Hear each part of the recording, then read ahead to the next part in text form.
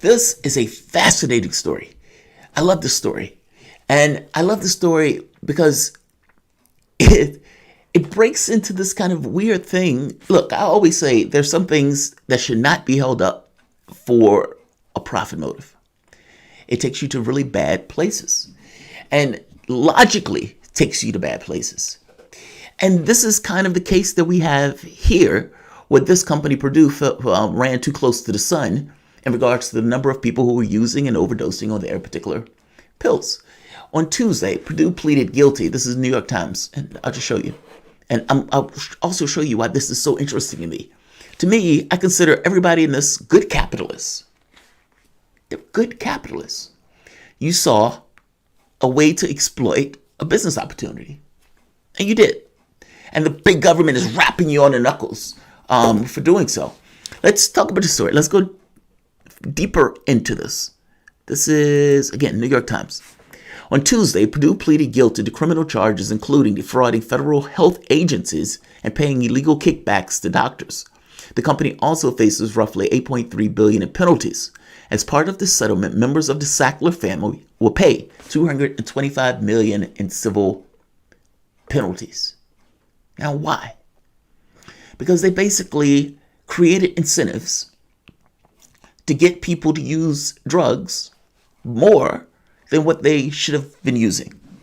And by use, I mean distribute, and the people would use those drugs by more. Now, when the federal agencies announced this, when the Justice Department announced this particular win, and again, they got them to even plead guilty.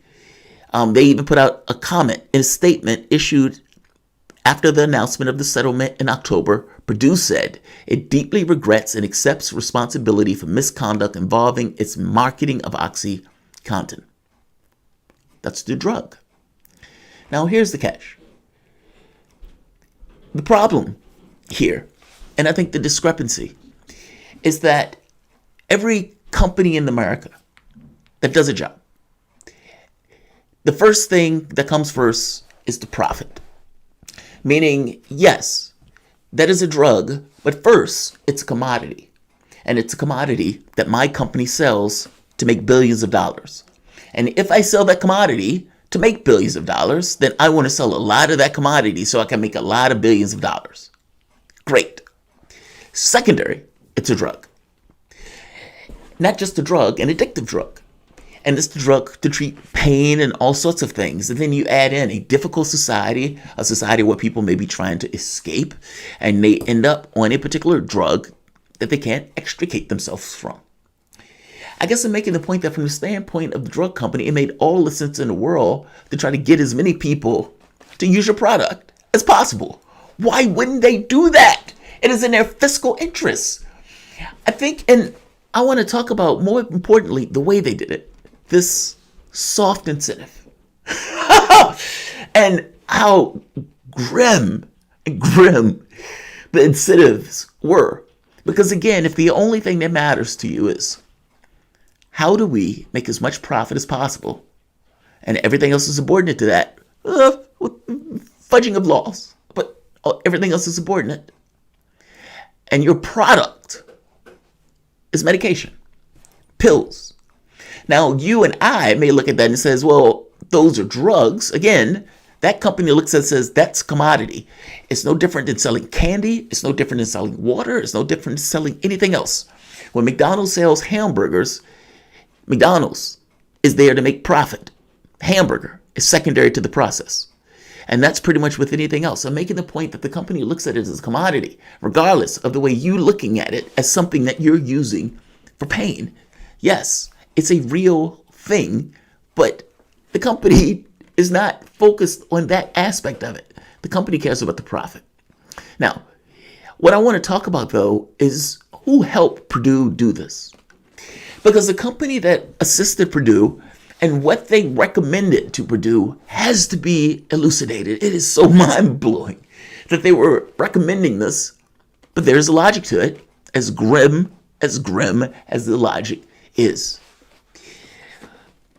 What if you can create a soft pressure to try to get people to use your pills more? And maybe the way you can get that metric is the number of people who overdose. basically, we will give kickbacks, rebates to companies or drug companies that have people who overdose. The implicit point being that those are places that are distributing more. And if you're distributing more and the people are having more overdoses, every person who gets the pill is not going to have an overdose. But it does mean that that particular doctor or that particular agency is being pushed in some particular way to get those drugs out more freely, especially if people are overdosing. Oh, that's so grim. That's so grim. But from a capitalistic standpoint, when the goal is to make profit, that will be a way to create a soft incentive and a very specific metric that would allow you to see, all right, not everybody's going to overdose. So for the person that overdosed, this guy might have gotten out of X amount more than what he would have typically gotten if that soft incentive, maybe even call it a hard incentive, wasn't there of overdosing. This was a fascinating story to me. McKinsey, the place that Pete Buttigieg used to work, they were the ones advising them on this. This is utterly astonishing. So if you go to right here, let's flip on. I'm not going to keep this long, but I thought the story was amazing. Documents released last week at a federal bankruptcy court in New York showed that the advisor was McKinsey and Company, the world's most prestigious consulting firm. 160 pages include emails and slides reveal new details about McKinley's advice to the Sackler family, Purdue's billionaire owner, and the firm's notorious turbocharged OxyContin sales. So, right here, in the 2017 presentation, according to the records, which were filed in court on behalf of multiple state attorney generals, McKinsey laid out several options to shore up sales. One of the options was to give Purdue's distributors a rebate for every OxyContin overdose attributable to pills that they sold. The presentation estimated how many customers the company included CVS and Anthem might overdose. It projected that in 2019, for example, 2,484 CVS customers would either have an overdose or develop an opioid use disorder. A rebate of $14,810 per event meant that Purdue would pay CVS $36.8 million that year. CVS and Anthem have recently been among McKinsey's biggest clients. Press officers for both companies said they've never received rebates from Purdue for customers who've overdosed on OxyContin. That's mind-blowing, but it makes sense. There's a logic to it. If you really do want to sell your product and you think, hey, I think OxyContin should be the pain reliever. And if anybody is in pain, I don't care what kind of pain it is, OxyContin, I want it in their hands. That's what I want. And you need to get your distributors to get it out a little bit stronger, then yeah, why wouldn't you do that? Why wouldn't you do that? That makes all the sense in the world for you to do that. Especially if you're not looking at this as a drug for pain. You're looking at it as a product to be sold and to be dispensed. McKinsey is not getting in trouble for this. Apparently, the Justice Department, in the documents, it comes out that these guys were pushing this stuff and helping them in pushing this stuff. They even acquired legal help or legal advice just because, again, it was their plan, despite the fact it was Purdue's and the Sackler family's drug. So I am enamored by this story because to me, this is kind of a rational way of saying, all right, how do I sell my drug? How do I sell my product? And by the same token, it's not just a commodity. And looking at it as a commodity ends up right here. Because understand why. People act sometimes like in our society that the profit motive and our needs, these things are intrinsically linked. And putting people in situations where their job, they're sitting in a room and their job is, how do we make money for this client? What are we selling for this client? What we're selling doesn't necessarily matter. This client brought us in to sell this particular product. However, we need to sell this product. Hey, I got a way to sell that product. You want to create a soft pressure in a particular direction of getting people to use this more as opposed to using something else? Hey, we can do that. We can go with the idea of overdosing, because even if the people don't overdose, we can come up with metrics to give estimates on how many people are using the drugs more based on that one person that overdosed. That's so grim. That's so grim. Because understand, the only reason that they're going to get kickbacks to the tune of 36 million is if they are making billions off of the fact and increase in usage. They're not losing money in this process.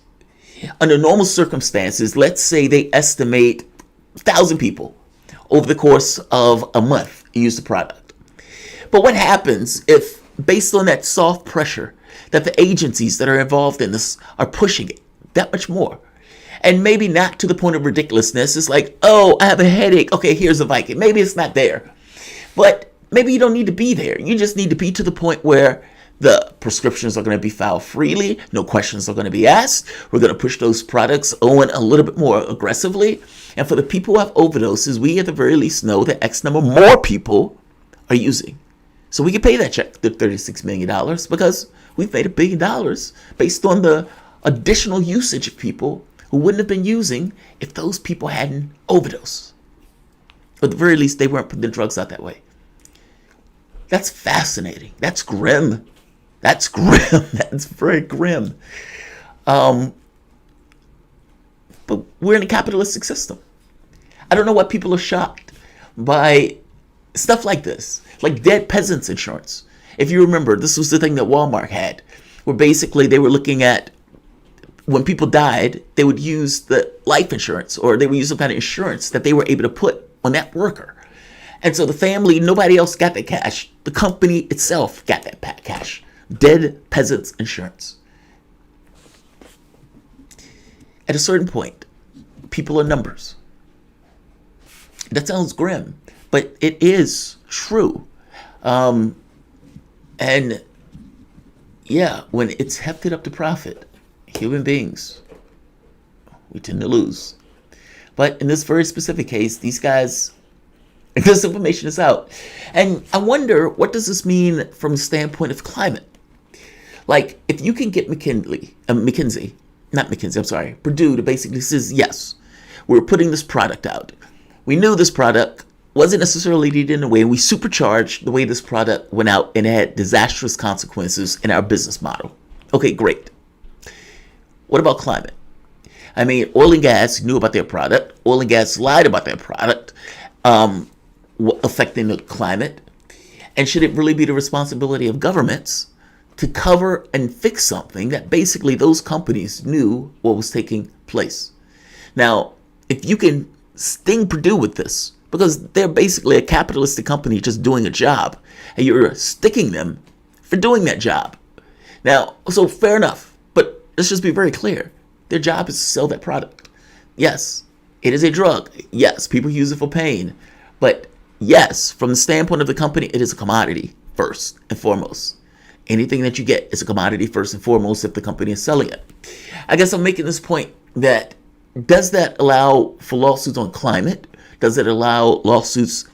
I don't know. I'm just thinking on companies that do things that export the negative aspects of it, while all of the costs are things that we have to pay ourselves. Climate is one of those really big issues. You're talking about something that's trillions of dollars, and governments have to deal with this, while other companies have made tens of billions over year after year after year, hand over fist, not to mention the rebates that they get. And at the end of the day, going back to the 80s or 90s, they knew that this was going to cause climate devastation. But I'll leave this here. I don't want to keep this long. I just wanted to point out how low they're willing to go in order to make as much profit as they can possibly make. Yes, Purdue is paying, but those people are not going to be brought back to life. I'll end it here. Like, share, and of course, subscribe. Make sure you subscribe, guys. It seems to be a lot of subscription drop-offs. So definitely make sure you subscribe. Make sure you hit the like button. And I'll see you guys in a few. Bye-bye.